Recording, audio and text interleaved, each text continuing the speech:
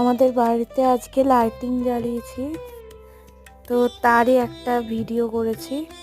তোমরা দেখে জানাও যে আমাদের বাড়িটা লাইটিং জ্বালানোর পর দেখতে ঠিক কেমন লাগছে।